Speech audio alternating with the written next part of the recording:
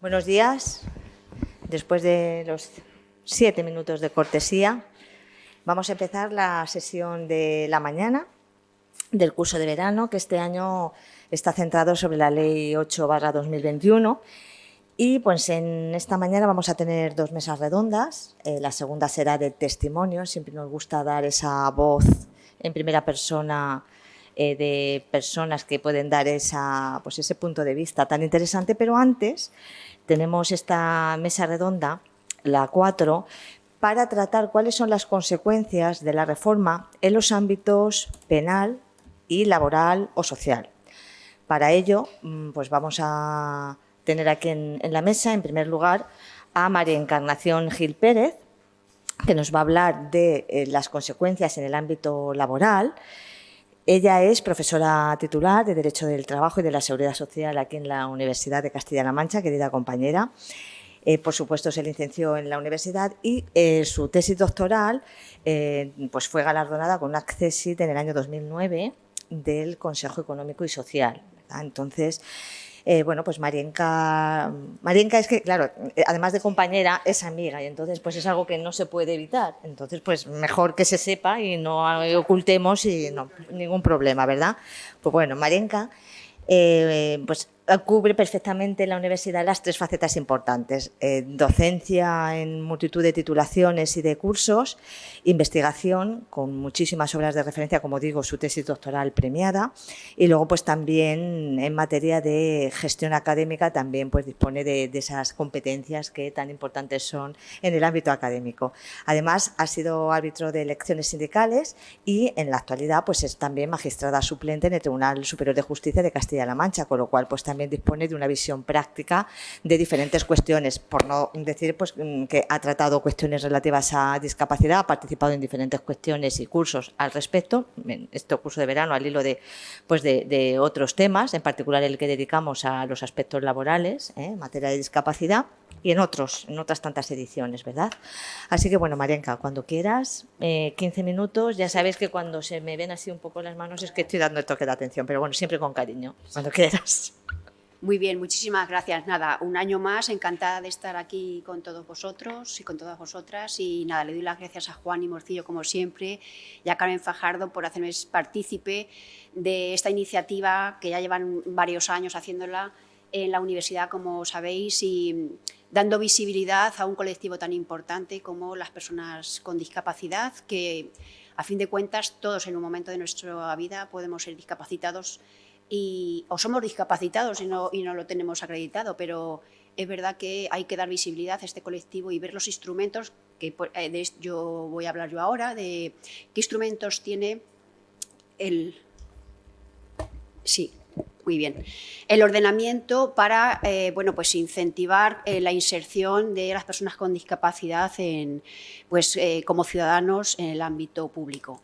A mí me corresponde hablar de la parte de derecho del trabajo. Sabéis que en los últimos tiempos ha habido muchas reformas en materia de derecho del trabajo y aquí pues voy a resumir las últimas reformas que ha habido, incorporadas también al colectivo de discapacidad en materia, como digo, de inserción laboral, tan importante el trabajo para hacerlos, como digo, partícipes de todos los derechos como ciudadanos. Este PowerPoint lo podéis disponer luego vosotros si la dirección así os lo hace llegar. Lo digo para tampoco saturaros con legislación, porque el tiempo es breve y lo que sí quiero hacer es una vista de pájaro de todo el panorama, ¿no?, laboral que tenemos para el colectivo de discapacidad. Sobre todo, me consta que hay personas que están trabajando en este ámbito, con lo cual, pues refrescar todo esto puede venir muy bien. Entonces, como sabéis, y partimos de la Ley General de Derechos de las Personas con Discapacidad y de su inserción social, y como también sabéis, la finalidad de cualquier política de empleo es aumentar las tasas de actividad, de ocupación y de inserción laboral para las personas con discapacidad. Y, por supuesto, también el objetivo es mejorar la calidad del empleo y dignificar las condiciones de trabajo, ¿de acuerdo? Combatiendo, como digo, la discriminación. Bien, pues de este precepto legislativo lo que hace es dar cumplimiento al mandato del artículo 49 de la Constitución española, con el objetivo último de que las personas con discapacidad, tengan todos los derechos constitucionales y puedan ejercer todos los derechos constitucionales de la ciudadanía. Y, en concreto, el derecho del trabajo establecido en el artículo 35 de la Constitución española, en el que me voy a centrar a partir de ahora. Por tanto, la Administración pública tiene la obligación y el deber de fomentar todas las oportunidades de empleo y promoción profesional en el mercado laboral, y promover todos los apoyos necesarios que vamos a analizar a continuación para la búsqueda, obtención, mantenimiento y, en su caso, retorno al empleo en el caso de que hubiera habido pérdida de él. Por tanto, las personas con discapacidad pueden ejercer su derecho al trabajo a través de los siguientes tipos de empleo: empleo ordinario y, como sabéis, empleo protegido, a través de los centros especiales de empleo y de los enclaves laborales, ¿de acuerdo? Y también a través de empleo autónomo. Por supuesto, el acceso al empleo público, que eso lo dejaremos aparte, aunque también haremos una pincelada, se regirá por lo dispuesto en la normativa administrativa reguladora sobre la materia, ¿de acuerdo? Por tanto, el empleo ordinario es el empleo que habrá tanto en las empresas como en las administraciones públicas, incluidos los servicios de empleo con apoyo. El empleo protegido, como os he dicho, centros especiales de empleo y enclaves laborales, y el empleo autónomo. Pues bien, las empresas cuentan con una serie de derechos y obligaciones a través de los cuales se fomenta la integración de las personas con discapacidad en las empresas ordinarias. Para ello hay una cuota de reserva, como también sabéis. Las empresas públicas y privadas que empleen a un mínimo de 50 trabajadores o más tendrán la obligación de reservar un 2% para personas con discapacidad, ¿de acuerdo? Es independiente los centros de trabajo que tenga esta empresa y la relación de los trabajadores en la empresa, si son temporales o indefinidos. Es el total de la plantilla, pues el 2% se tiene que reservar para trabajadores con discapacidad. Hay una excepción que dice: salvo que el convenio colectivo o el empresario no reserve esta cuota, tiene que estar justificado, es decir, porque puedan ser trabajos o empleos que puedan tener cierto riesgo, que puedan tener una serie de condiciones que no sea compatible con la discapacidad, pero esto sería una cosa excepcional. Para ello también la ley prevé medidas alternativas. Bien, usted no puede colocar al 2% de su plantilla con gente discapacitada, pero sí que tiene la obligación, por ejemplo, de patrocinio, ¿de acuerdo?, de donación, o de también contratar con contrato mercantil, civil, a centros especiales de empleo, pues para obtener productos, servicios que pueden dar estos centros especiales de empleo, así como también permitir que haya trabajadores de centros especiales de empleo en enclaves laborales de su empresa en determinadas condiciones que vamos a ver a continuación, ¿de acuerdo? Con lo cual, siempre, aunque no se pueda, siempre hay medidas alternativas que pueden compensar, como digo, este 2%.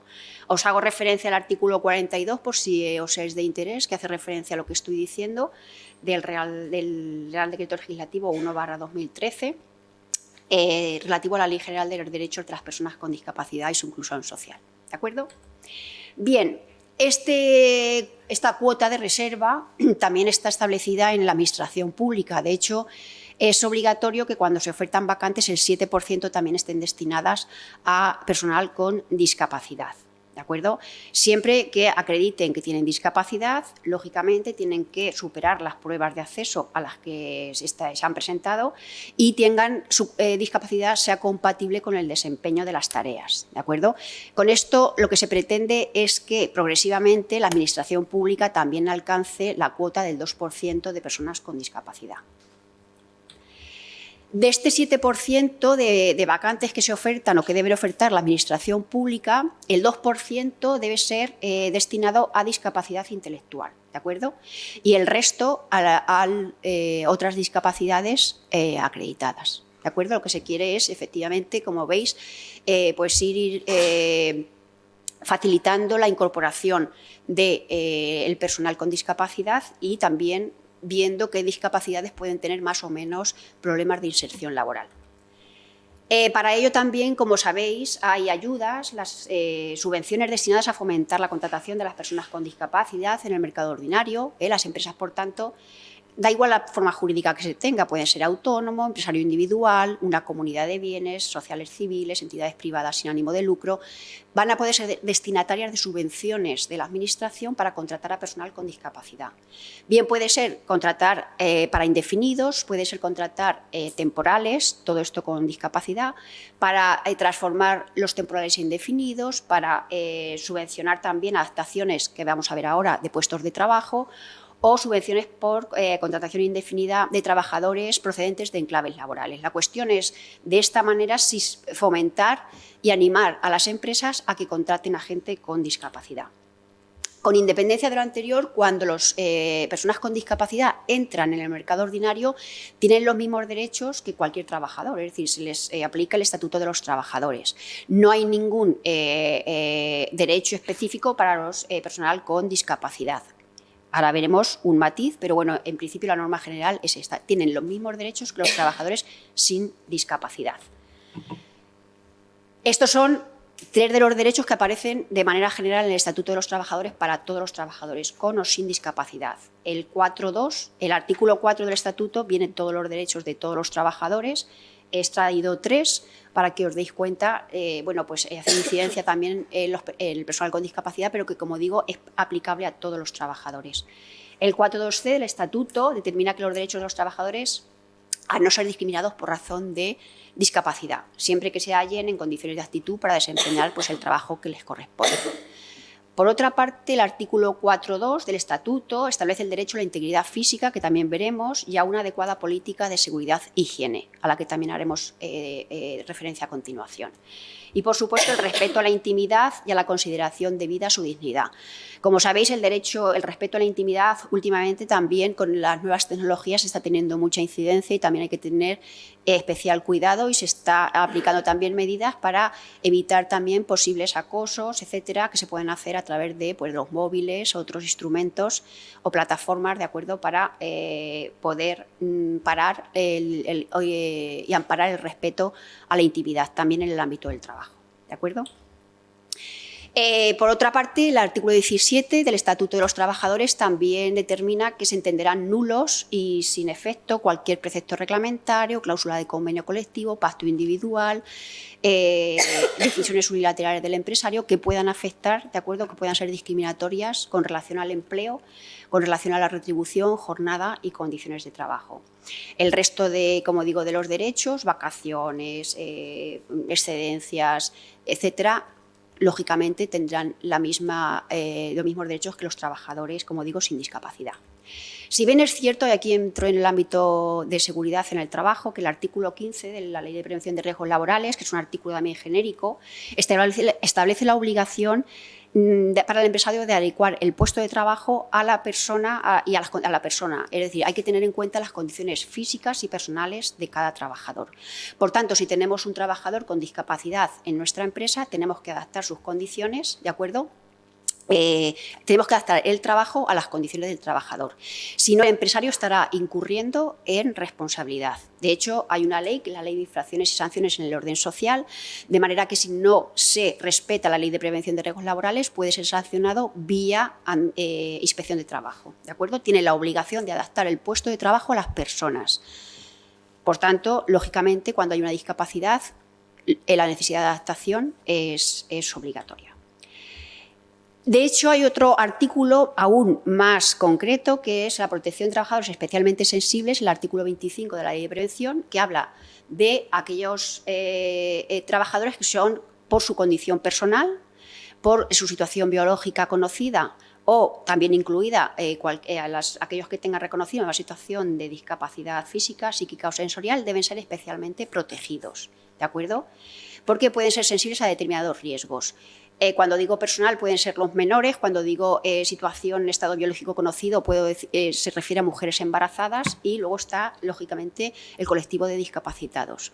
Con lo cual, estos trabajadores especialmente sensibles deben tener, como digo, una especial protección que hay que hacer en la empresa a través de una evaluación de riesgos donde se vea qué puestos de trabajo pueden tener especialmente riesgo para estos perfiles y actuar en consecuencia. Como digo, habla de menores, habla de mujeres embarazadas y habla de personal discapacitado. Por tanto, ¿qué dice también la ley de prevención? Que estos trabajadores especialmente sensibles no podrán ser empleados en aquellos puestos de trabajo donde pongan en peligro su vida, donde puedan poner en peligro la vida del resto de trabajadores o de terceros que tengan relación con la empresa. Por tanto, no pueden poner en una situación de riesgo ni a ellos ni a terceros. Entonces, como digo, la empresa tiene que habilitar y tener una serie, a través de la evaluación, como digo, pues poner las medidas preventivas adecuadas para que no se actualice el riesgo y no se convierta en un accidente. ¿De acuerdo? Por tanto, cuando hay que adaptar un puesto de trabajo, lógicamente eso requiere dinero. Entonces, el legislador lo sabe y, por tanto, se prevén unas ayudas que están establecidas en el Real Decreto 1451 y que estas ayudas se van actualizando. La adaptación del puesto de trabajo está en torno a los 900 euros, que tiene de ayuda el empresario para adaptar el puesto. Si el empresario no lo ha pedido, lo puede pedir el trabajador, ¿de acuerdo? A través de la inspección de trabajo. Ahí tiene que intervenir la inspección de trabajo. En el año 2022, la ayuda está en 902 euros, es decir, va subiendo, se incrementa poquito, pero está en torno a los 900 euros, ¿de acuerdo? Y son ayudas a nivel comunidad autónoma, con lo cual lo digo porque si alguna vez se necesita o queréis que se debe adaptar un puesto, se puede pedir, como digo, esta ayuda, tanto el empresario como el trabajador a través de la inspección. Para ir ya rematando el empleo protegido, ¿de acuerdo? Hemos hablado del empleo ordinario, donde los trabajadores con discapacidad tienen los mismos... ¿Voy bien de tiempo, Juaní? ¿Más o menos? 5 minutos, me da tiempo. Como digo, el empleo ordinario tiene los mismos derechos porque igualmente, como os decía, la Ley de Prevención de Riesgos matiza efectivamente los trabajadores que tienen especial sensibilidad ante determinados riesgos y ahora está el empleo protegido a través de los centros especiales de empleo y los enclaves laborales. Los centros especiales de empleo, como también sabéis, pues tiene como objetivo realizar una actividad productiva y la finalidad es asegurar la incorporación de personas con discapacidad en el mercado remunerado, ¿de acuerdo?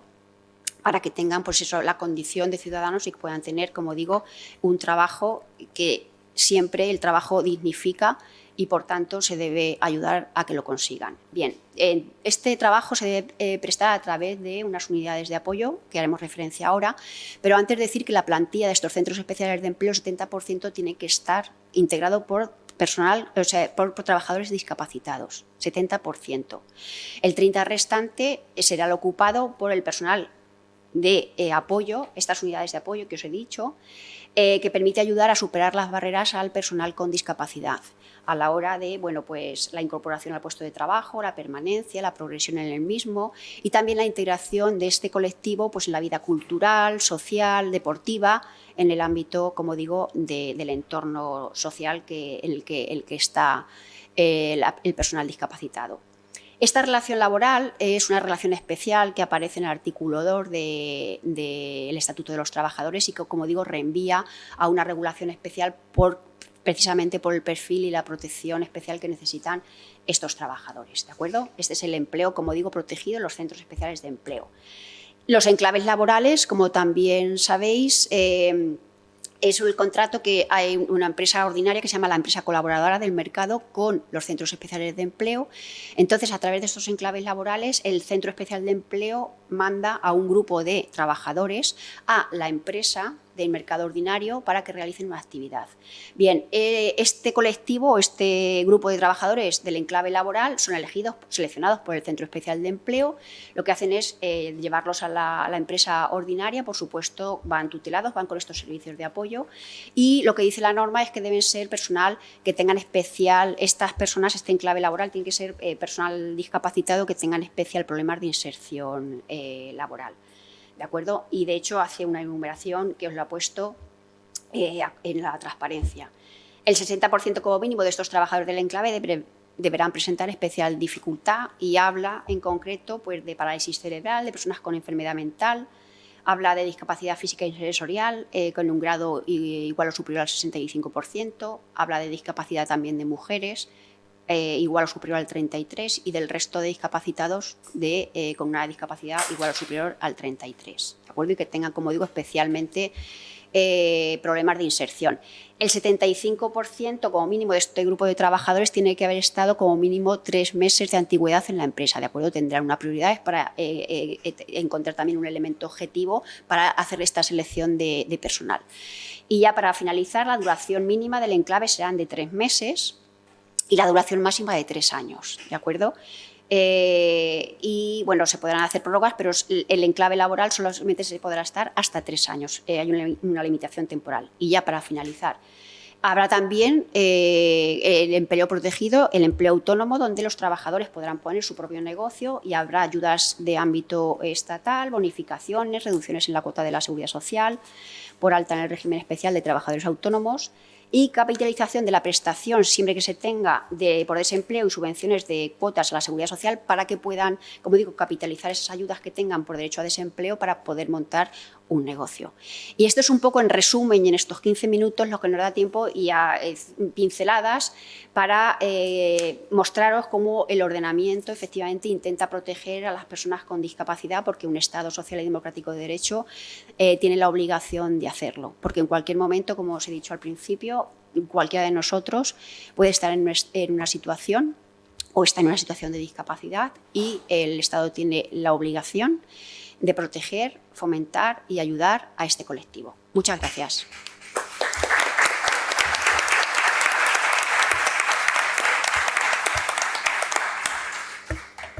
Muchas gracias y vamos a empezar ahora con el segundo bloque, que está dedicado al derecho penal o a las consecuencias penales de la reforma, y para ello pues contamos en primer lugar con Rosario de Vicente Martínez, catedrática de Derecho Penal en la Facultad de Derecho de Albacete, doctora por la Universidad de Salamanca. Ella pues ha realizado diversas estancias en Freiburg, en Bayreuth, además de ser también pues evaluadora externa de diferentes proyectos, pues tanto en la ANECA, bueno, en la Agencia Nacional de Evaluación y Prospectiva, como en el propio programa Academia, donde pues forma parte o ha formado parte del panel de expertos externos, ¿no?, evaluadores del profesorado universitario.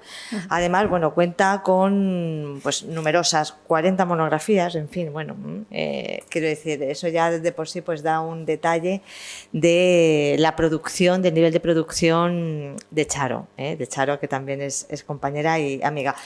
Bueno, dentro de las 40 pues ha tratado cuestiones, cito solo algunas, claro, pues como los delitos contra la seguridad social, las infracciones y sanciones en materia de consumo, también el delito de robo con violencia o intimidación en las personas.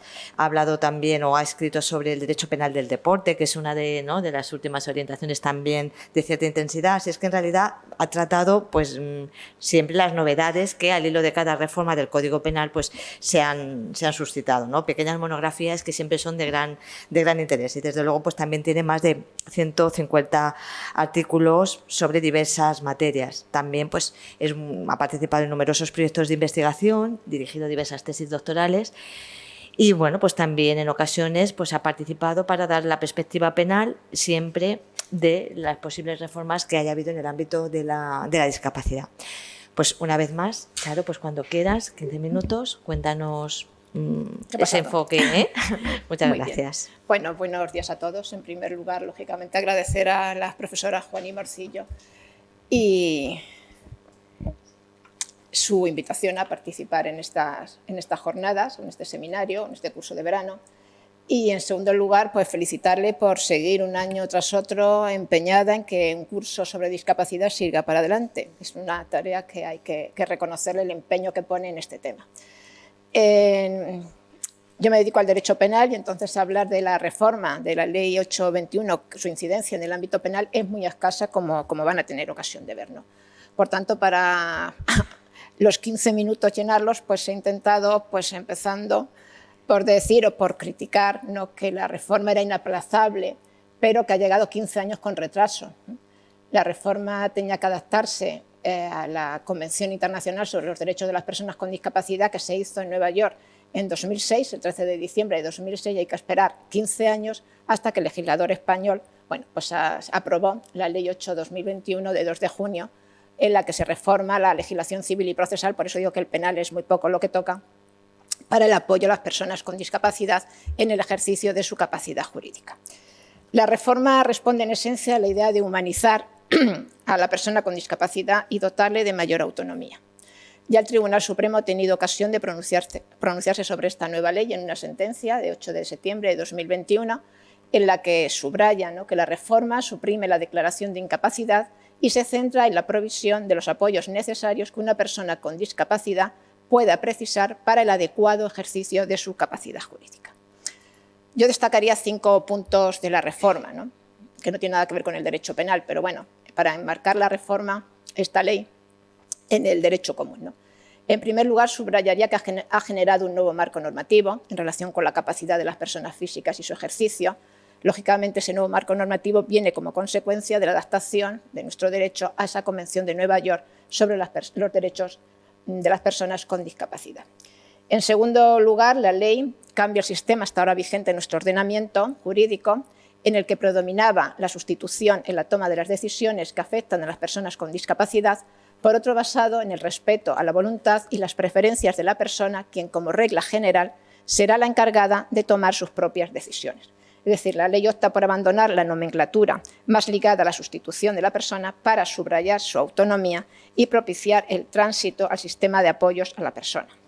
En tercer lugar, la ley suprime el concepto de incapaz y lo sustituye por persona con discapacidad, de forma que ya no podemos hablar de incapacidad, ni incapacitación, ni incapacitados, ni falta de capacidad total, ni modificación de la capacidad, ni falta de capacidad parcial, sino que solamente podemos y debemos hablar de personas con discapacidad que conservan plenamente su capacidad.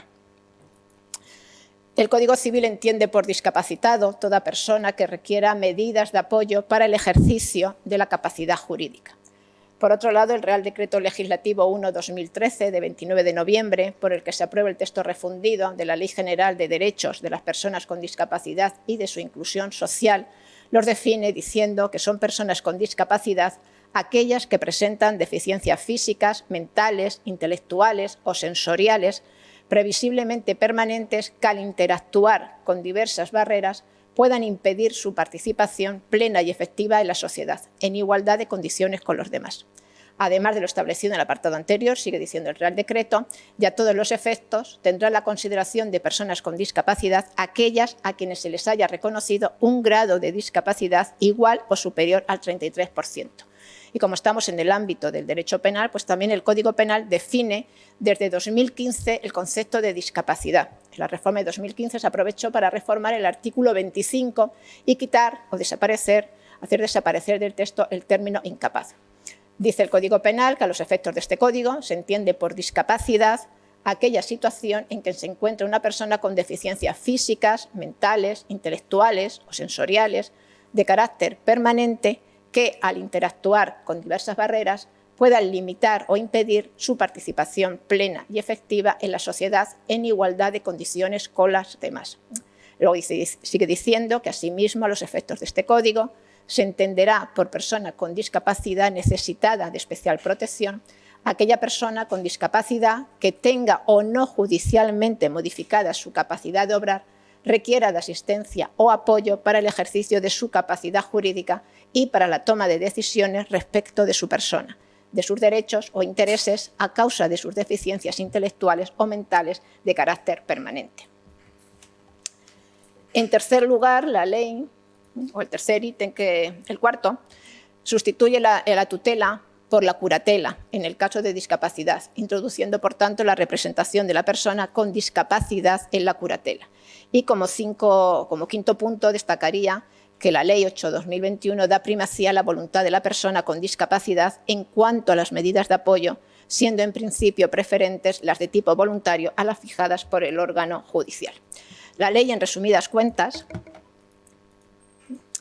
se estructura en 8 artículos distribuidos en un título preliminar, 5 títulos, 2 disposiciones adicionales, 6 disposiciones transitorias, 1 disposición derogatoria y 3 disposiciones finales. Y además la ley ha modificado distintas normas.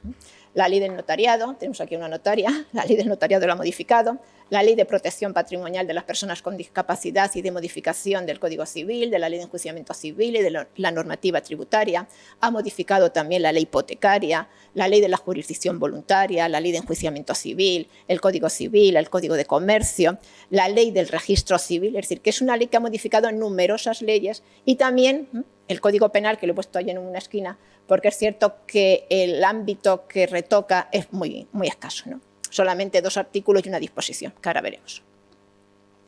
La Ley 2008-2021, por tanto, ha suprimido la incapacitación judicial, ha eliminado las tradicionales instituciones de protección, es decir, la tutela, la patria potestad prorrogada o rehabilitada, la prodigalidad, y a cambio pues, ha creado nuevas instituciones de apoyo a las personas con discapacidad, tales como la asistencia, el defensor judicial, el guardador de hecho y la curatela. Pasamos, por tanto, de un sistema en el que las personas con discapacidad no podían hacer, a un sistema en que las personas con discapacidad pueden hacer, como todas las demás, con los apoyos que precisen para poder desarrollar su propio proceso de toma de decisiones. En cuanto al Código Penal, bueno, pues el Código Penal solamente se ha retocado en 2 artículos y en una disposición. El artículo 20 del Código Penal dice que están exentos de responsabilidad criminal, en primer lugar, al que al tiempo de cometer la infracción penal, es decir, el delito, a causa de cualquier anomalía o alteración psíquica, no pueda comprender la ilicitud del hecho o actuar conforme a esa comprensión. Sería el supuesto de alteraciones psíquicas en la persona, anomalías o alteraciones psíquicas. Y en tercer lugar, dice el que por sufrir alteraciones en la percepción desde el nacimiento o desde la infancia tenga alterada gravemente la conciencia de la realidad. En estos 2 supuestos, en el caso de una persona que presenta anomalía o alteración psíquica o en el caso de alteraciones en la percepción desde el nacimiento, desde la infancia, el Código Penal establece que estas personas están exentas de responsabilidad criminal. Quiere decir que si cometen un delito, un homicidio, un abuso sexual o un robo, no van a responder penalmente, sí lo van a hacer civilmente, y es ahí donde la reforma del 2021 incide. Bueno, las causas de inimputabilidad que recoge el Código Penal son 3, y 2 de ellas, lógicamente, están relacionadas con la discapacidad. Son las anomalías o alteraciones psíquicas que hemos visto en el artículo 20, párrafo primero. Luego está el estado de intoxicación plena y síndrome de abstinencia, que no lo vamos a hacer porque no tiene relación con este tema. Y en tercer lugar, en el tercer apartado, las alteraciones en la percepción desde la infancia o desde el nacimiento. Esas son las causas de inimputabilidad, es decir, que no son responsables penalmente. Claro, el que no sea responsable penalmente no quiere decir que no haya un control social sobre estas personas. Si un discapacitado comete un homicidio, comete una agresión sexual, lógicamente si se anula totalmente la conciencia, tiene anulada totalmente la conciencia, diríamos que es un inimputable, se le aplicaría por parte del juez una eximente completa y ello llevaría, no dejarlo simplemente sin ningún castigo, sino con una medida de seguridad. No ingresaría en prisión, pero sí se le impondría una medida de seguridad. Medida de seguridad que puede ser privativa de libertad, como es el internamiento en un centro psiquiátrico, el internamiento en un centro de deshabituación en el caso de la drogadicción, el internamiento en un centro educativo especial y luego como medidas no privativas de libertad, pues entre otras estaría la libertad vigilada o la custodia familiar. Si por el contrario el juez considera que esa alteración en la persona, la alteración psíquica, no altera o no anula totalmente la conciencia, es decir, si no impide, pero dificulta la comprensión actual, considera que el sujeto es un semi-imputable y la consecuencia jurídica será una pena atenuada más una medida de seguridad, empezando a cumplir primero la medida de seguridad. Y finalmente, si la imputabilidad es disminuida, se aprecia un atenuante que lleva consigo pues, una pena atenuada. ¿Qué es lo que modifica la Ley 8/2021? Bueno, pues es el título quinto del libro primero del Código Penal, que se rubrica de la responsabilidad civil derivada de los delitos y las costas procesales. Es decir, que lo único que hace la ley en materia penal es incidir en la responsabilidad civil. Hemos dicho que estas personas no son responsables penalmente, pero sí lo son civilmente. El capítulo 1 de este título quinto habla de la responsabilidad civil y su extensión. El responsable de un delito, en principio, el que comete un homicidio, el que comete un robo, una agresión sexual, aparte de responder, una persona normal, aparte de responder del delito, también responde civilmente si del hecho se derivan daños o perjuicios. El Código Penal habla de la restitución, de la reparación del daño y la indemnización de perjuicios materiales y morales. En el capítulo segundo de este mismo título quinto se habla de las personas civilmente responsables. Y lo que viene a decir básicamente en un esquema es que cualquier autor de un delito responderá penalmente de ese delito y además responderá civilmente. Pero hay casos en que el autor del delito, por ser un discapacitado, no va a responder penalmente, como hemos dicho, están exentos de responsabilidad civil, de responsabilidad penal, perdón, pero sí tienen responsabilidad civil, van a responder civilmente. La responsabilidad civil en los supuestos de inimputabilidad. Bueno, pues la reforma ha retocado el artículo 118 en el apartado 1. Tal como estaba actualmente, el artículo 118 dice que en los casos de los números 1, en las alteraciones, anomalía o alteración psíquica, y 3, que es la alteración o percepción, alteración de la percepción desde la infancia o el nacimiento, son también responsables, en esos casos, son también responsables por los hechos que ejecuten los declarados exentos de responsabilidad penal, quienes los tengan bajo su potestad o guarda legal o de hecho, siempre que haya mediado culpa o negligencia por su parte y sin perjuicio de la responsabilidad civil directa que pudiera corresponder a los imputables. El Código hablaba antes de la reforma de imputables, lógicamente eso es una errata, y a pesar de las diversas modificaciones que ha tenido el Código Penal, pues nunca se le ha ocurrido al legislador corregir esa errata porque no son imputables. Está diciendo que responden civilmente aquellas personas que tienen, a los que están declarados exentos de responsabilidad penal, los tienen bajo su potestad o guarda legal, ¿no? Lógicamente no puede ser un imputable. La reforma sí que lo ha corregido, y pues lo he puesto abajo en verde, ¿no? Ya habla de los inimputables. Lo que hace la reforma es cambiar la nomenclatura y adaptarla a la ley 8/2021 y ya dice que en los casos de los números 1 y 3, es decir, los casos de anomalía o alteración psíquica y alteraciones en la percepción desde el nacimiento, desde la infancia, son también responsables por los hechos que ejecuten los declarados exentos de responsabilidad penal, quienes ejerzan, ya no habla de potestad o guarda legal o de hecho, sino quienes ejerzan su apoyo legal o de hecho. Siempre, lógicamente, que haya mediado culpa o negligencia por su parte y dice sin perjuicio de la responsabilidad civil que corresponda a los inimputables. Esa responsabilidad es una culpa invigilando, es decir, son responsables siempre y cuando, lógicamente, no haya mediado, siempre que haya mediado culpa o negligencia por su parte, en esos casos. Y luego también la reforma lo que retoca es en el caso de la responsabilidad civil subsidiaria de personas naturales, el artículo 120. Está redactado actualmente diciendo que son también responsables civilmente, en defecto de los que lo sean criminalmente, los padres o tutores por los daños y perjuicios causados por los delitos cometidos por los mayores de 18 años. La verdad es que este artículo estaba mal porque los padres o tutores respecto a los mayores de 18 años solamente serían en aquellos casos en que el sujeto fuera un discapacitado. Si es mayor de 18 años, lógicamente no responde el padre o tutor, ¿no? E igual, ¿no? Por la culpa invigilando siempre que haya por su parte culpa o negligencia. Bueno, pues para adaptarlo a la nueva nomenclatura ya no habla de padres o tutores, sino que habla del nuevo término que son los curadores. Dice que queda redactado así: los curadores con facultades de representación plena que convivan con la persona a quien prestan apoyo, igual, ¿no? Siempre que haya por su parte culpa o negligencia, si no, la ley desde luego no van a responder, ni siquiera civilmente.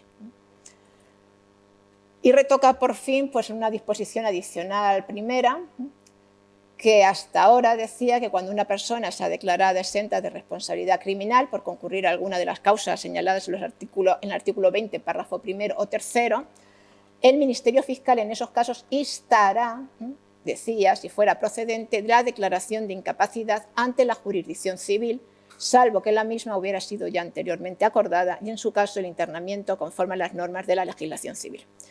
Como ya habrán contado, me imagino, desde el punto de vista civil, ya no desaparece el estado civil de incapacitado y ya no se puede pedir a una autoridad judicial que incapacite a una persona con discapacidad. Consecuencia, se reforma esa disposición adicional primera y ya no habla de que el Ministerio Fiscal instará, sino que dice que el Ministerio Fiscal evaluará atendiendo las circunstancias del caso, la procedencia de promover un proceso para la adopción judicial de medidas de apoyo a la persona con discapacidad, o en el supuesto de que tales medidas hubieran sido ya anteriormente acordadas para su revisión. En resumidas cuentas, la reforma de la Ley 8/2021 incide muy poco en el ámbito penal, a efectos tan solo de establecer la responsabilidad civil, cambiando la nueva nomenclatura, ya no habla de padres ni tutores, sino de curatela. Y esa es un poco pues, una visión rápida de la escasa modificación o de la escasa incidencia que ha tenido esta ley en el Código Penal. Muchas gracias.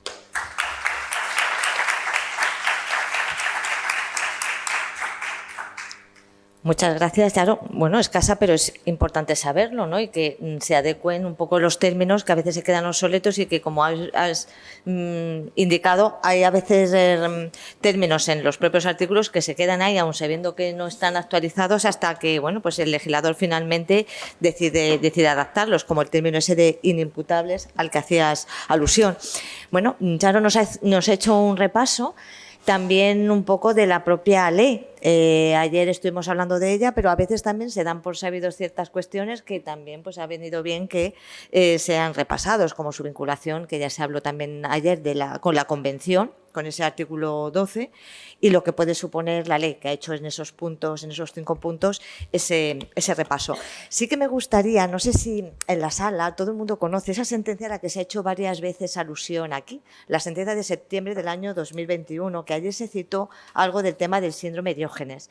Entonces, como ha hecho alusión también Charo, y ayer se mencionó en varias ocasiones, el caso, no sé si es conocido por la sala, pero en pocas palabras se trataba de un señor de 71 años de Asturias, que en el año 2019 fue mediante una sentencia de incapacitación, fue sometido a la tutela del Principado de Asturias, básicamente por ese síndrome, pues por esa ansia de acumular basura en casa.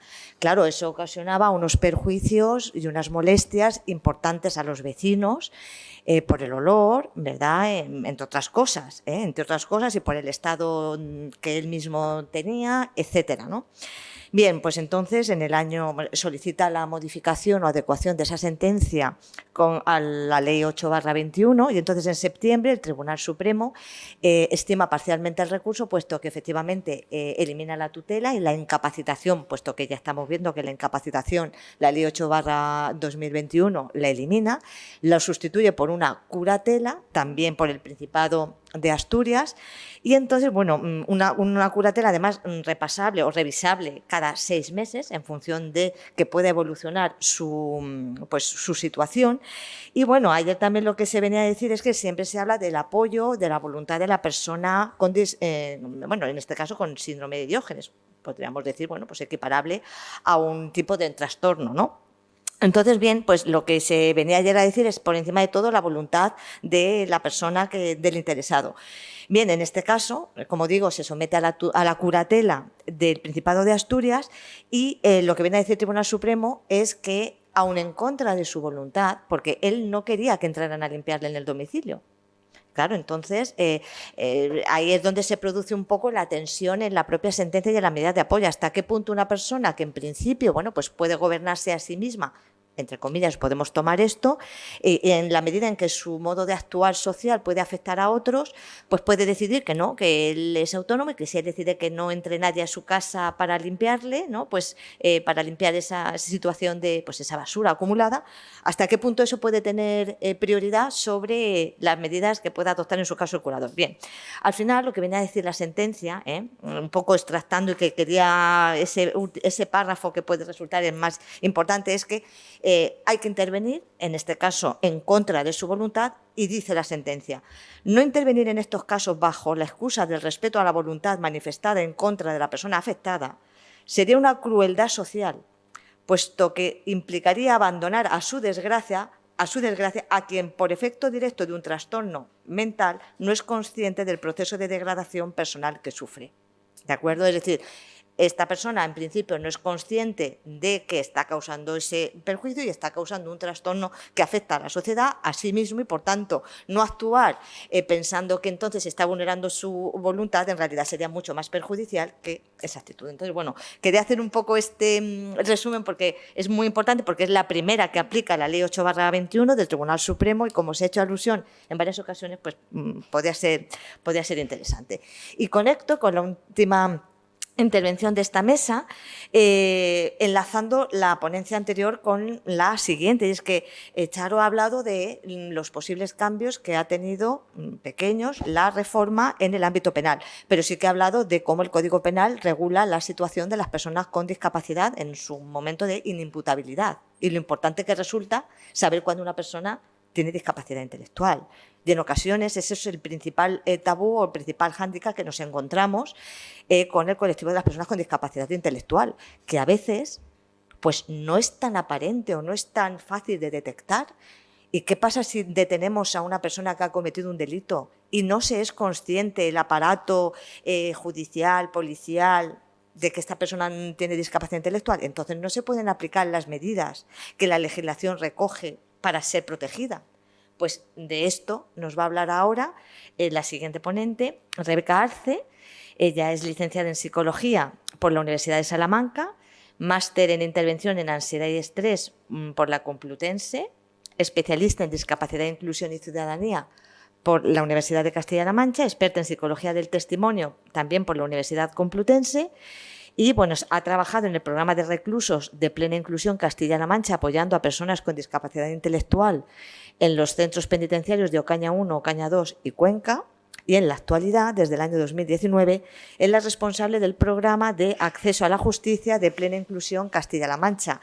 Huelga decir que Plena Inclusión Castilla-La Mancha, igual que Plena Inclusión España, pues es una federación que aglutina a muchísimas asociaciones de personas con discapacidad intelectual. Aquí en Albacete tal vez la máxima representación sea en Asprona. Asprona forma parte de Plena Inclusión.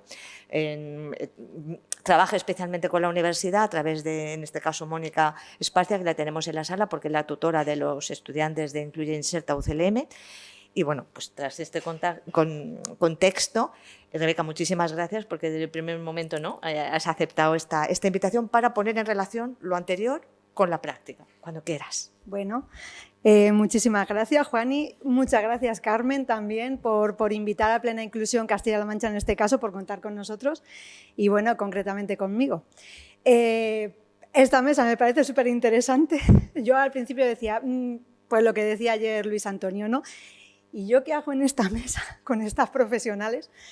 Con este currículum que tienen, y en fin, yo no vengo del ámbito del derecho, sino del ámbito social, como decía también Irene Yepes. Pero bueno, pues voy a dar mi perspectiva de lo que es la discapacidad intelectual, concretamente, porque bueno, estuve en la jornada ayer y hoy y creo que podría ser interesante lo que voy a aportar hoy. Entonces, para empezar, Juani ha hablado efectivamente de Plena Inclusión, puede que haya personas que no lo conozcan, entonces deciros que concretamente Plena Inclusión Castilla-La Mancha es un movimiento asociativo de ámbito regional que está formado por personas con discapacidad intelectual, familias, profesionales, voluntarios, y trabajamos sobre todo por la inclusión efectiva y real de las personas con discapacidad intelectual en la sociedad. Como bien ha dicho Juan y como ha adelantado, nosotros, Plena Inclusión Castilla-La Mancha, formamos parte de la Confederación Plena Inclusión España, que es de ámbito nacional y todas las comunidades autónomas tienen plena inclusión, estamos confederadas.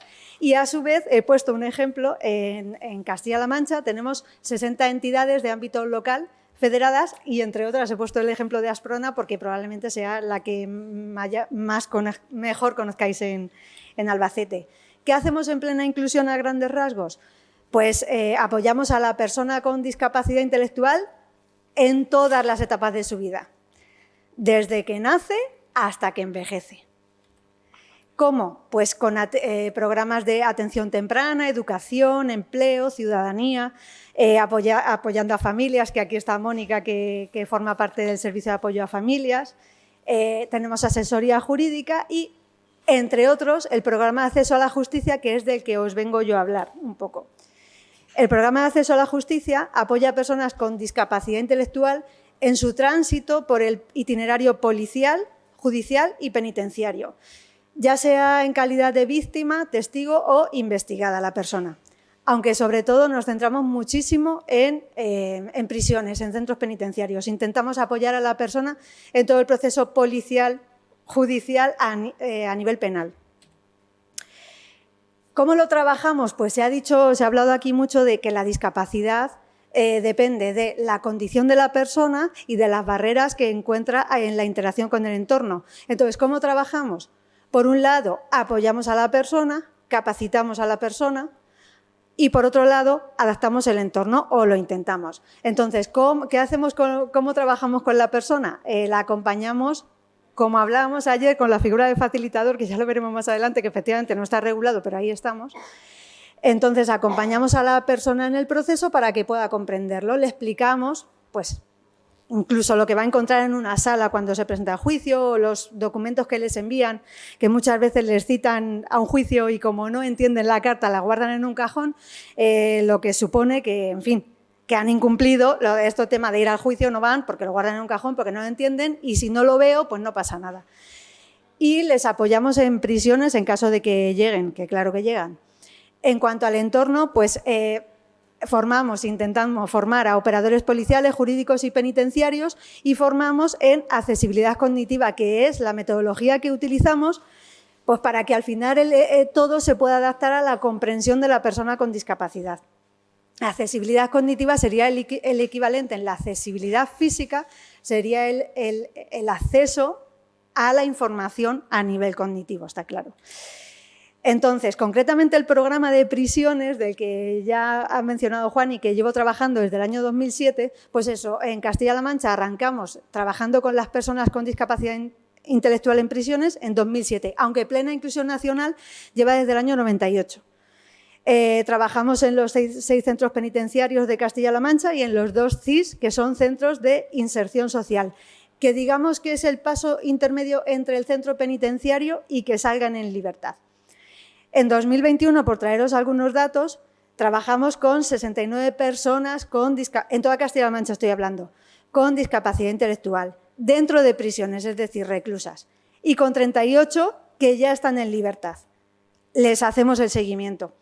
En total, 107 personas con discapacidad intelectual, de las cuales solamente 2 estaban incapacitadas. Voy a utilizar la terminología anterior. Con esto quiero decir que cuando Juani me dijo consecuencias a nivel penitenciario de esta reforma, pues en principio, teniendo en cuenta que solo tenemos 2 personas con una modificación de la capacidad de obrar antigua y que están sin revisar, pues no sabría decir las consecuencias. Lo consultamos con los subdirectores de tratamiento en una reunión que tenemos anual con ellos en nuestra sede y no conocían mucho la reforma, con lo cual tampoco sabían las consecuencias, pero sí que quedamos en que lo trabajaríamos cuando llegue el turno, cuando llegue el momento, con los juristas de las prisiones. Dicho esto, que consecuencias no puedo aportar mucho, pues hablemos de apoyos. ¿Por qué? Porque constantemente en este curso estamos oyendo hablar de provisión de apoyos o apoyos en el ejercicio de la capacidad, pero ya hablo de la capacidad para poder acceder a un proceso judicial. Tipos de discapacidad. A lo mejor me decís que soy muy básica, pero creo que no viene de más repasar los tipos de discapacidad. Tenemos la física, que viene a ser alteraciones en partes del cuerpo, la sensorial, alteraciones en los órganos sensoriales, o la psíquica, que lo dividen, dentro de la cual estaría la discapacidad intelectual. Pero que muchas veces nos hemos encontrado con que las personas no distinguen la enfermedad mental de la discapacidad intelectual. Por eso lo traigo aquí, si nos importa. Estaría englobado dentro de la discapacidad psíquica. Ahora vamos a pensar en una persona que tiene que acceder a la sala número 1, pongo este ejemplo, la sala número 1 para acudir a un juicio. Y la persona tiene una discapacidad. Entonces vamos a ver qué condiciones y qué barreras encontraría cada persona con discapacidad. En el caso de la discapacidad física, la persona, os pongo este ejemplo, en fin, una persona que en este caso le falta una pierna, ¿qué barreras encontraría la persona cuando va a ir a la sala número 1 a un juicio? Pues la primera barrera que se encontraría probablemente serían unas escaleras o sería una barrera física. Entonces, ¿qué apoyos le podríamos prestar a la persona o qué apoyos necesita la persona para poder acceder a este edificio? Pues una pierna biónica, no me sale otra palabra, un bastón.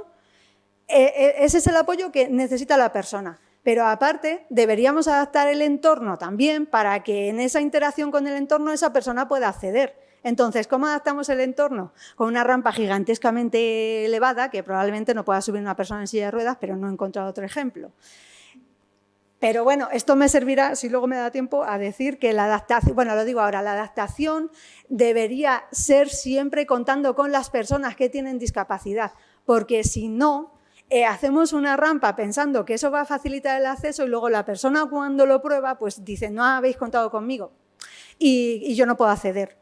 Esto en cuanto a la accesibilidad cognitiva también vale. Bueno, en el caso de la discapacidad sensorial, pues ponemos el ejemplo de una persona con una discapacidad visual que ¿qué barrera se encontraría? ¿Podría subir las escaleras? Sí, pero se encuentra la barrera de dónde está la sala número 1 porque yo no puedo leer. Y claro, el texto está escrito normalmente. A ver, que ya hay muchísimas adaptaciones, estoy poniendo ejemplos para que comprendamos la discapacidad intelectual sobre todo. Entonces, ¿qué apoyo necesitaría la persona? Sus apoyos propios que le permiten llegar a cualquier parte, como en este caso un perro guía, un palo de estos, que bien hablo, y luego adaptaríamos el entorno, pues como hay en muchos edificios públicos, pues con braille, con su lenguaje de comunicación.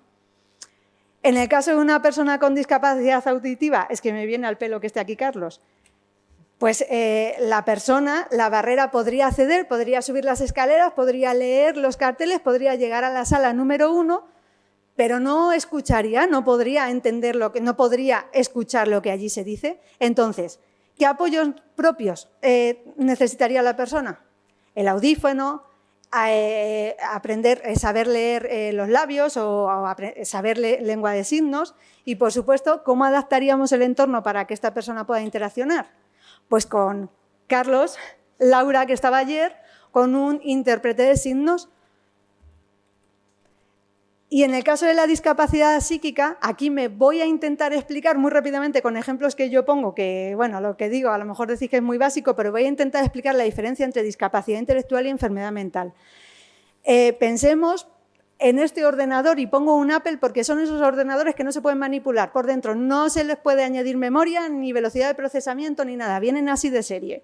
Entonces tú compras un ordenador que no sabes qué velocidad de procesamiento tiene y cuando empiezas a trabajar con él y le pides que te abra un documento, pues resulta que tarda un poquito más de lo que tú esperabas.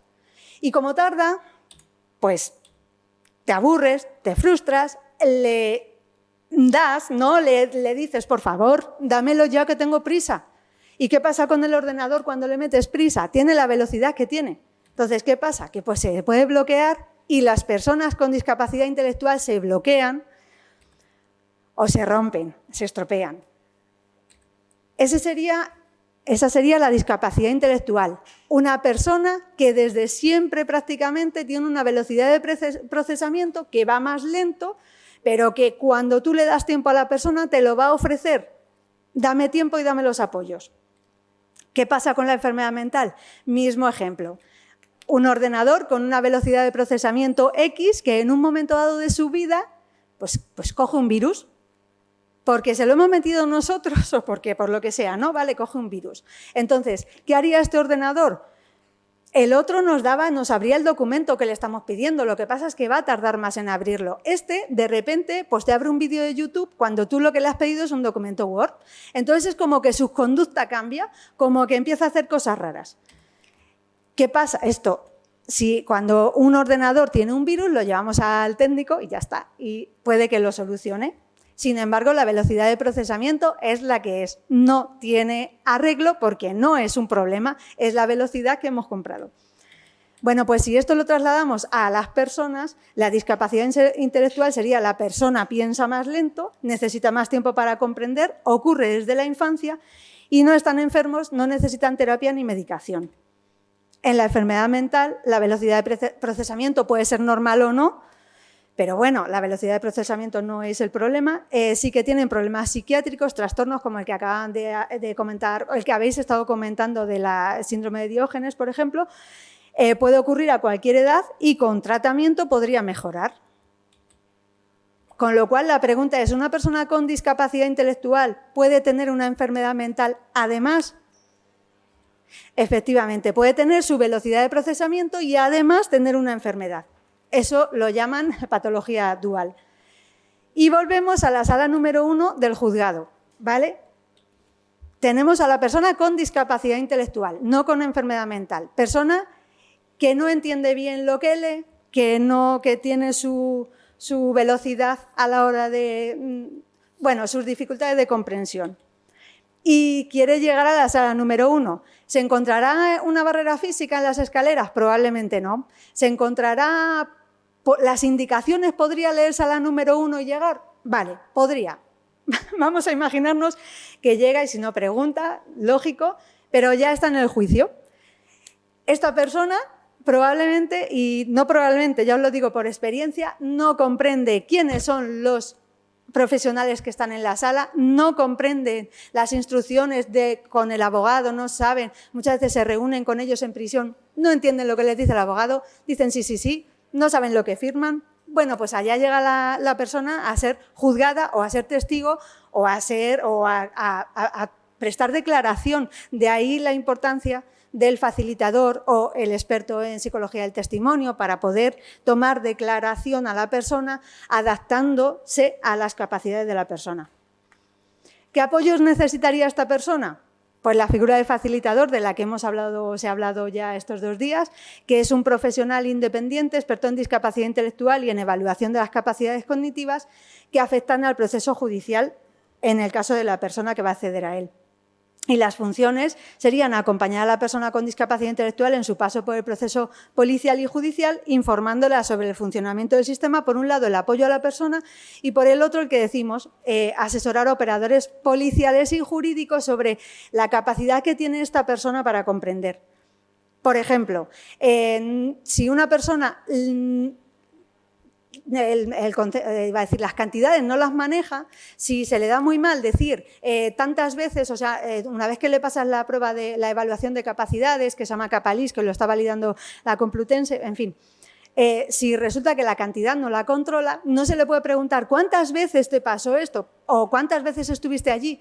Porque te va a decir 2, 3, las que sea, o 500, pero no controla las cantidades. Entonces hay que hacerle la pregunta de otra manera y eso es lo que hacemos en los informes de capacidades. ¿Cómo podemos adaptar el entorno para que estas personas puedan interaccionar? Con la lectura fácil, se ha hablado mucho de esto. Ayer, por ejemplo, comentaba la letra... ¿Voy bien, Juani? Sí, Ay. 3 minutos. Vale, comentaba la letrada de la administración que muchas veces lo que hacen es adaptar los textos para que las personas lo comprendan. Y claro, yo entiendo la buena voluntad, pero no se trata, de lo que hemos hablado antes de las rampas, no se trata de adaptar el texto porque yo creo que lo van a entender mejor así, sino es una metodología que está validada y que... en nuestro caso, en Plena Inclusión, tenemos una serie de profesionales con discapacidad intelectual que adaptan textos y luego tenemos personas con discapacidad intelectual que los validan y después ya se le puede poner este sello que significa que el texto está adaptado a lectura fácil. Cuando un documento tenga este sello, entonces sí estará adaptado a lectura fácil. Si no, será que lo hemos intentado creyendo que así lo van a entender mejor. También utilizamos pictogramas, pero también son pictogramas universales. No podemos poner los que queramos. Hay un catálogo de pictogramas, porque todo esto forma parte de la accesibilidad cognitiva de la que os hablaba antes. Y también podemos adaptar el entorno con... señaléticas que se llaman, ¿no? Con encaminamientos y de hecho estamos en Plena Inclusión, estamos adaptando edificios públicos, ayuntamientos, para que las personas puedan entender, se llama adaptación cognitiva de espacios, para que las personas puedan llegar a los lugares sin tener que estar preguntando constantemente. Y también ayer se hablaba de sentencias, hablaron de Ramón Brigidano, ¿no? Que se sorprendía de la adaptación de sentencias a la lectura fácil. Pues aquí os traigo un ejemplo. La primera que lo adaptó fue la Federación de Asturias, de Plena Inclusión Asturias, Y bueno, aquí os traigo un ejemplo de una sentencia de la Audiencia Provincial de Toledo adaptada a lectura fácil. Como veis, tiene el sello el logo de lectura fácil y bueno, esto os lo tendría que contar mi compañero de comunicación, pero bueno, la lectura fácil no es lectura para niños, es el contenido permanece igual. De hecho, nos coordinamos en este caso con los operadores jurídicos para que lo validen junto con las personas con discapacidad intelectual y se trata de... son textos, son párrafos, frases cortas, párrafos separados, todo justificado a la izquierda porque el salto del ojo, en fin, tiene una metodología que no me voy a enrollar porque creo que con esto he acabado. Muchas gracias. Perdón. No sé si está...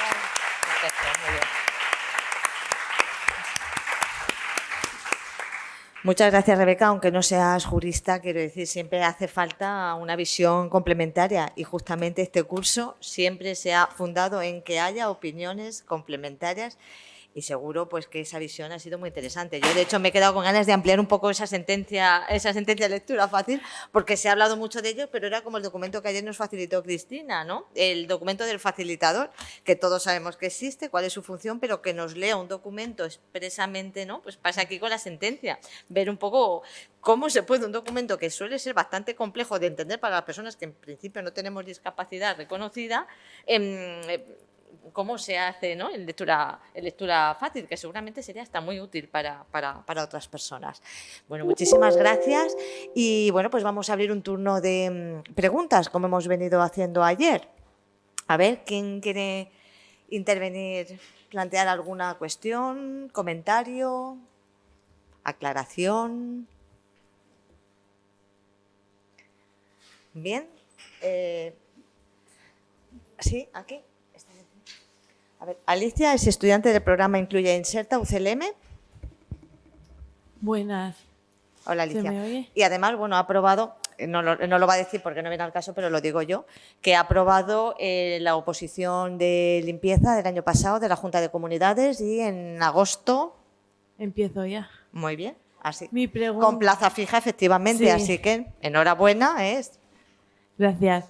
Venga. Bueno, era como un apunte, era para Encarnación, que cuando apruebas la oposición de empleo público, lo que te hacen luego es que lleves un justificante como que puedes realizar ese empleo de centro base a las personas que tenemos discapacidad.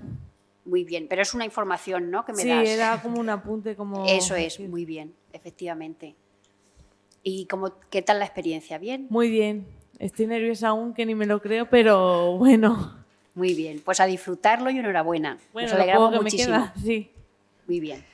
Bueno, no, a disfrutar del trabajo, quiero decir, Eso. ahora no y después a disfrutar ya pues Sí. un empleo permanente que Sí. va a darte la oportunidad de que mejore tu independencia Sí. económica, claro. Bueno, en general. Y en general, claro, pero bueno, unas veces unas cosas conectan con la otra y luego también la otra, por supuesto. Sí. Claro que sí. Carmen, ahí detrás.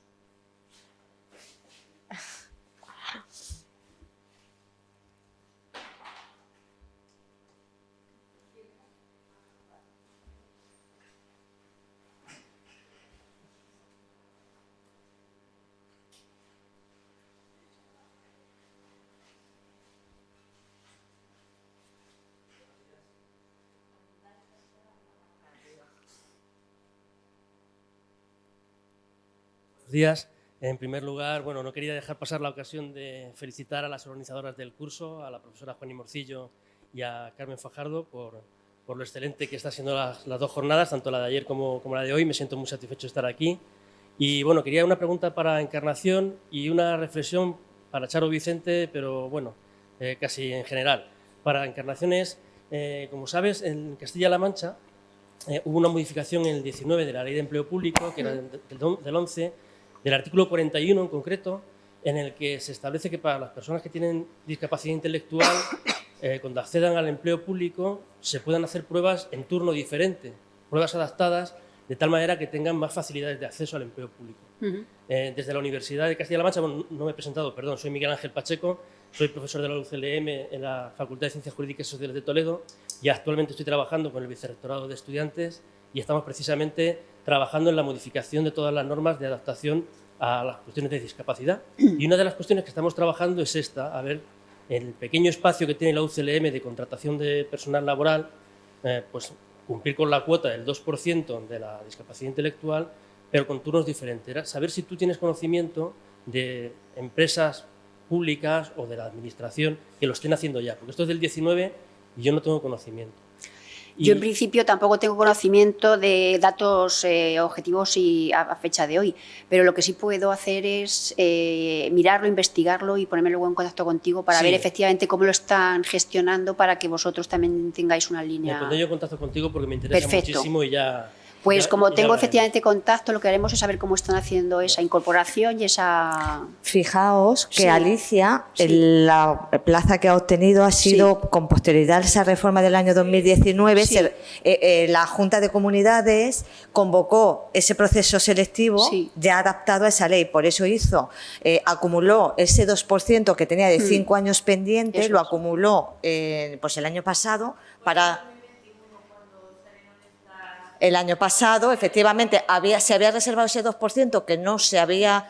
A ver, contextualizo un poquito Sí. también a la sala. Efectivamente, como se ha dicho, la obligación también Sí. por el Estatuto Básico de Empleado Público es de un 7% para personas con Eso es. discapacidad, del cual un 2% se tiene que reservar a personas con Intelectual. discapacidad intelectual. ¿Qué se venía haciendo? Pues que las pruebas eran las mismas para unos y para otros. ¿Qué pasaba? Que ese 2% normalmente no se cubría porque, repito, las pruebas eran idénticas y entonces pues Claro. engrosaba el otro Eso es. 5% de personas con Efectivamente. discapacidad pues, física o sensorial. Bien, con el fin de que efectivamente se cumpliera la finalidad de la ley, ese 2%, pues en otras comunidades se venía haciendo, implicaba que fueran turnos independientes con temarios adaptados, Claro. ¿de acuerdo? Y donde solo compitieran entre ellos las personas con discapacidad intelectual. En la Ley de Empleo Público de Castilla-La Mancha había una traba para que pudiera ser un turno independiente que se cubrió con esa reforma a la que has hecho alusiones en Sí. una ley de acompañamiento en diciembre del año 2019. Y con base en eso, un poco estamos informados porque una de las personas responsables de la Escuela de Administración Regional justamente vino a conocer a estudiantes del programa Incluye e Inserta para conocer un poco el perfil de esos destinatarios Claro. de esas plazas públicas, claro, cómo no. Y entonces, bueno, pues con base en esa reforma se pudo hacer un turno distinto en función de si tenían la ESO o no, entraban en unas plazas u otras y ellos ya justamente han tenido su temario adaptado, tenían el temario en función de si iban a optar a una plaza de administrativo, de limpieza o de peón. Bueno, Alicia, a ver, que no, igual ella... Claro, Ujú. claro, Ujú. claro. Y luego también te adaptaban el trabajo, te ayudaba. Pero ¿el trabajo o el examen, quieres decir? Ah, en el trabajo, pero ahora, cuando vayas a incorporarte. Claro, entonces, bueno, pues también el propio examen tenía unas características distintas. Claro. Por ejemplo, no tenían que tener, como el resto de oposiciones, donde uno tiene las preguntas en un documento y luego los opositores tienen otro. Sí, ¿No? Para que vosotros veáis que... Claro, pero tenéis que responder, las preguntas tenían las casillas después de la pregunta, no en folio aparte, que en folio aparte en el resto de opositores yo no he hecho ninguna de Claro. esas características, pero sí que uno tiene que ir contestando la 1 y tiene como unas rayitas, ¿no? Aquí para que fuera un poco más, sería mucho interesante que Sí, existiera sí, para está muy- siempre, ¿no? está Se muy- hace como un test al uso, se hacía como un test, tenían la pregunta y enseguida las casillas. ¿De acuerdo? Entonces, pues todo eso, quiero decir, ahí también puede ser interesante ver esas convocatorias y Claro. ver esos modelos que claro. sí, porque entiendo que habrán hecho primero la selección, lo digo también por la universidad, primero Claro. qué puestos de trabajo son, qué Claro. competencias requieren, qué titulación requiere y entonces empezar a desglosar si de dónde se viene, si un módulo, si de, en fin, que eso sí que se puede hacer y con otras convocatorias se puede ir, pero es muy interesante porque no sabía que lo estáis haciendo ya en Muy Castilla-La útil. Mancha y lo podemos, Qué alegría. luego si quieres nos podemos poner en contacto para poder Claro, por supuesto. investigar en ese terreno y ver efectivamente cómo se puede hacer ese Y- doble examen. Y otra cuestión que, Sí. bueno, que se planteó con esas oposiciones, que no sé si en la mesa siguiente se puede plantear, porque hay una persona que puede hablar incluso mejor que yo, o igual Rebeca, fue un problema que se planteó acerca de discapacidad intelectual y o trastorno del desarrollo. Lo digo porque a la hora de los posibles interesados hubo ahí un conflicto sobre si admitir a las personas también con trastorno del espectro autista, porque en ocasiones no tienen una discapacidad intelectual declarada en el certificado. Y eso generó problemas, bueno, creo que fueron excluidas del proceso, salvo pues algún caso que ha ido más allá y que está pendiente de resolución en los tribunales. Entonces, bueno, pues sería interesante eso que se ha planteado ya en la Administración, pues intentar tomar las medidas para que eso no pase, porque si no estarían excluidas de los procedimientos de discapacidad intelectual, pero tampoco entran en los procedimientos ordinarios. Entonces, ¿qué hacemos? En fin, qué bien que la universidad también se esté incorporando al cargo de los derechos humanos, ¿no? Claro, y al cargo de la... Que se visibilicen todas las realidades, Por porque supuesto. al final parece que es un problema del entorno y de la familia, pero que se socialice y que se vea también en la administración pública y que se dé cabida a todas las situaciones, la verdad es que está muy bien. Hombre, y que lo digamos aquí y se debata y sobre todo intentemos dar soluciones, está muy bien. Claro, si es que ellos están haciendo prácticas en conserjerías y en diferentes puestos donde ellos pueden desempeñar el mejor de los trabajos, además con un ambiente de trabajo, ¿verdad?, excelente. Bien, pues muchísimas gracias. Y luego la única cosa que quedaba era la reflexión, pregunta para la profesora Vicente, pero en general. Si la ley 821 tiene un buque insignia, sería que ha ampliado la autonomía de las personas con discapacidad en relación con el modelo antiguo. Entonces, la reflexión que se me planteaba según te escuchaba, que os felicito a las tres por la excelente exposición que habéis hecho en la mesa, es, bueno, la autonomía agrandada no supondrá también un agrandamiento de la responsabilidad, incluida la penal. ¿No veremos en el futuro quizá más responsabilidad penal de cara a esta ampliación de la autonomía? No. ¿No hay ese riesgo? No, porque no tienen capacidad de culpabilidad en absoluto. O sea, no son conscientes de lo que están realizando, de un homicidio, de una violación. Entonces, si falta la culpabilidad, es imposible imputarles un delito. Por tanto, aunque haya cambiado la nomenclatura civil, el Código Penal no va a cambiar. Lo único que les somete es una responsabilidad civil. ¿Alguna intervención más? Sí. Sole Carcelén también forma parte de la asociación de Familias para la Inclusión Educativa de Castilla-La Mancha. Sole. Pues nada, bueno, añadir, no sé, con respecto a lo del laboral, ¿no? También, porque yo creo que son, facilitadores, los servicios de capacitación, que también es importante que se conozcan porque es algo muy nuevo y están facilitando muchísimo la vida de las personas con discapacidad intelectual.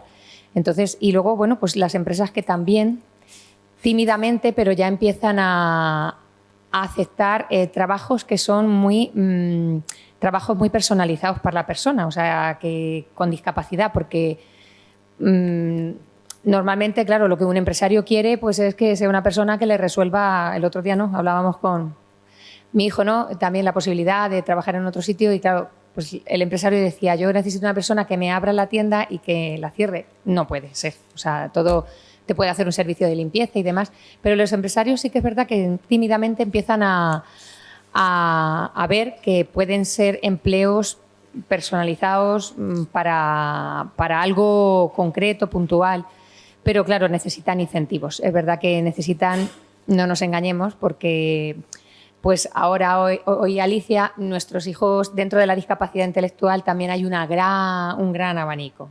Entonces, pues algunos es muy difícil que aprueben incluso una oposición o que la aprueben pero que tengan esa plaza después también.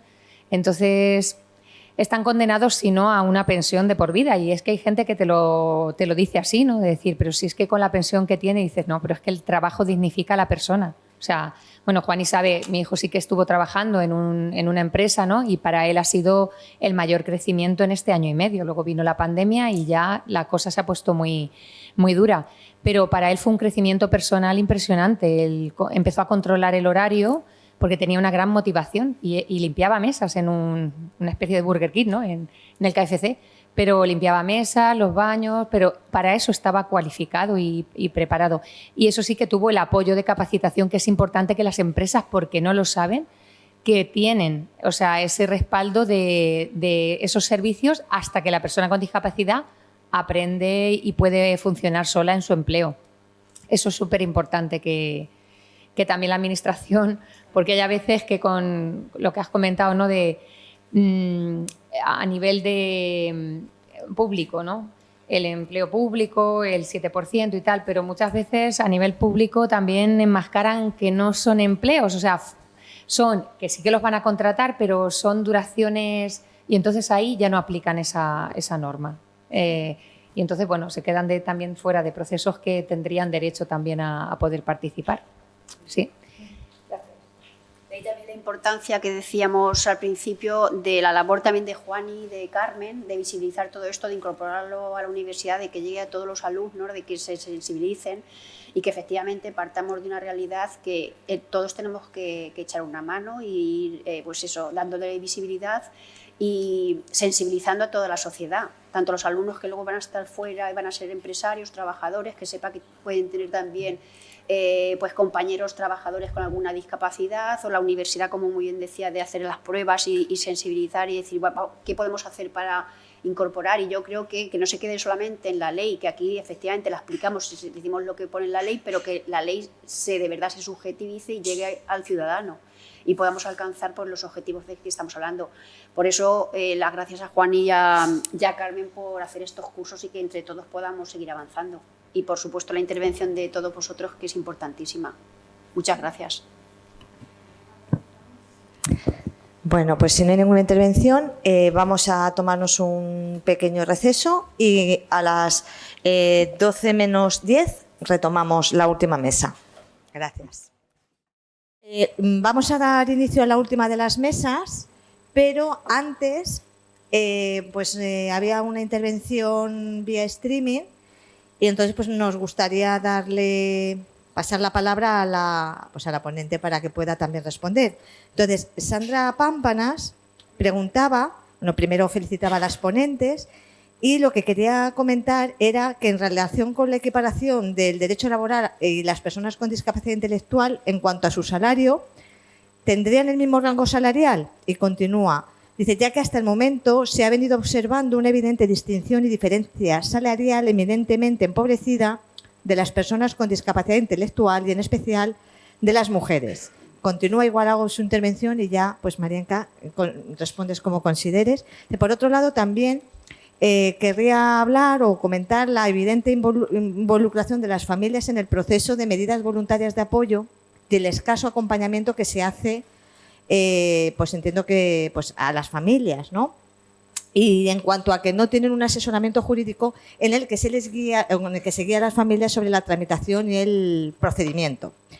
Y dice, cuando me refiero a ese asesoramiento jurídico, pues me refiero a la dispensada por el propio personal del juzgado. Está haciendo también pues, comentarios, claro, al respecto. Y entonces, pues le he comentado que íbamos a responder y dice que por último le gustaría saber los apoyos. No sé si estaba aquí ahora mismo Rebeca, igual no. Bueno, pues si viniera Rebeca también se lo trasladaríamos. En cualquier caso, Marianka, por lo que te atañe, si quieres responderle a Sandra. Perfecto. ¿Cómo es? ¿Sandra? Sandra. Muy bien.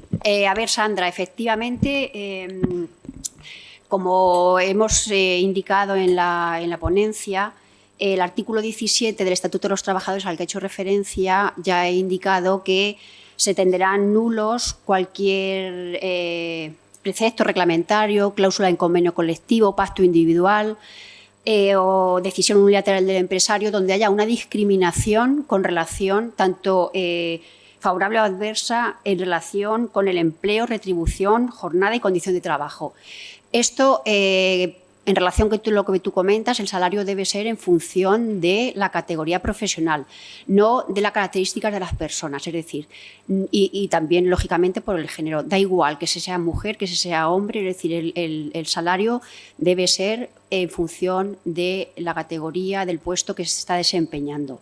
Con lo cual, no tiene, por supuesto, sería totalmente ilegal que una persona, por tener una discapacidad intelectual, cobrase menos que otra persona en el mismo puesto de trabajo que no tuviera discapacidad intelectual, cobrase pues un salario distinto. Con lo cual, eso, a efectos del Estatuto de los Trabajadores, es absolutamente nulo. Es decir, efectivamente, muchas veces sí que cuando hablamos de la brecha salarial y cuando hablamos de la brecha salarial de mujeres y en este caso también con discapacitadas, estamos hablando muchas veces que los complementos salariales muchas veces están en función de elementos que muchas veces están más relacionados con trabajos masculinizados. No obstante, como digo y repito, en ningún caso puede haber una persona con discapacidad que cobre menos que una persona que no tiene discapacidad, puesto que se tiene que cobrar en función del trabajo realizado y la categoría. No cabe que sea un salario distinto.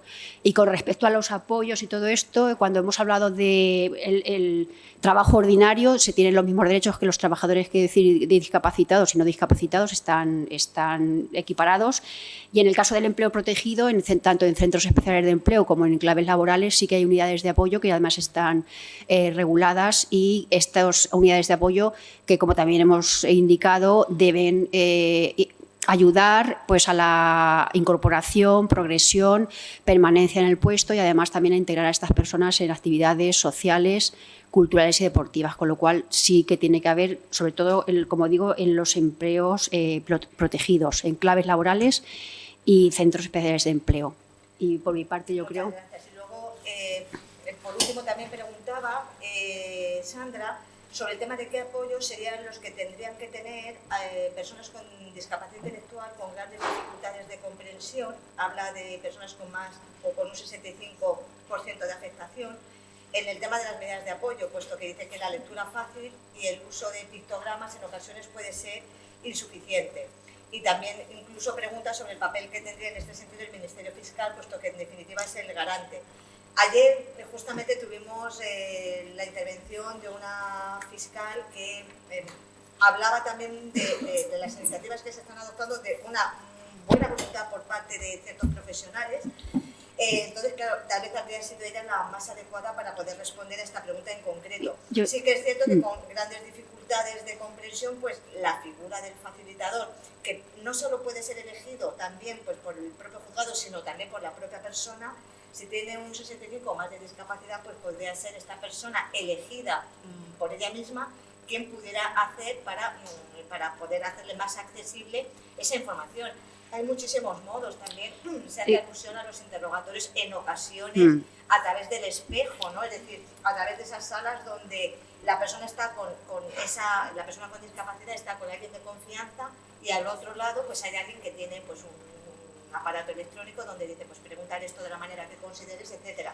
Pero bueno, ya más en concreto sobre el tema del Ministerio Fiscal, Marica, no, solamente en relación al trabajo. En relación al trabajo, y como también se ha apuntado, como sabéis, también he hecho referencia al artículo 15 de la Ley de Prevención de Riesgos Laborales, donde se establece que el empresario tendrá que adecuar el puesto de trabajo a las personas, a sus circunstancias personales y físicas. De manera que si el puesto de trabajo está planteado y se contrata a una persona con discapacidad, igualmente el artículo 25 de la Ley de Prevención de Protección de Personas Especialmente Sensibles, y que además hace alusión a personas con discapacidad física, psíquica y sensorial, una vez evaluado el puesto de trabajo y el perfil del trabajador, tendrán que adoptar todas las medidas necesarias para el desarrollo de ese trabajo con las circunstancias personales de ese trabajador. Y si no, el empresario estaría incurriendo en responsabilidad. A través de la Inspección de Trabajo se podría perfectamente denunciar, y a través de la Ley de Infracciones y Sanciones en el orden social bien establecido el deber de adaptación del puesto, con lo cual en el ámbito laboral está cubierto. Bueno, pues muchas gracias, y ya damos paso a la siguiente mesa, que no queremos tomar más tiempo. Gracias.